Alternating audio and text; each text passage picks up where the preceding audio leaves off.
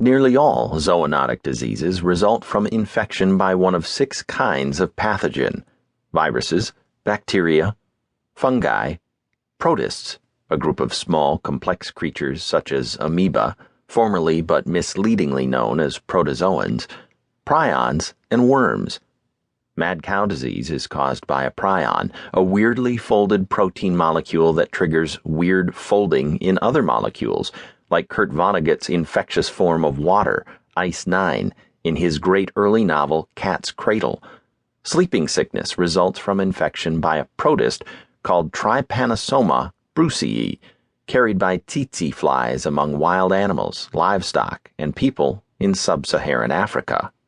Anthrax is caused by a bacterium that can live dormant in soil for years and then, when scuffed out, infect humans by way of their grazing animals.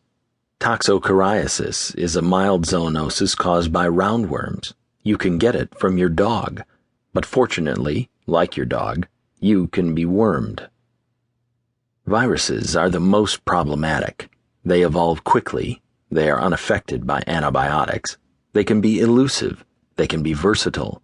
They can inflict extremely high rates of fatality, and they are fiendishly simple, at least relative to other living or quasi-living creatures.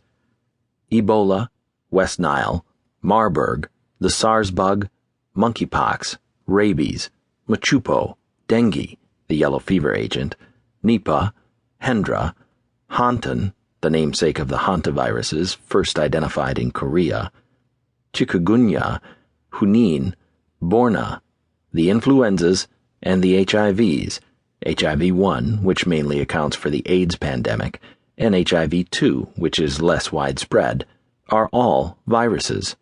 The full list is much longer.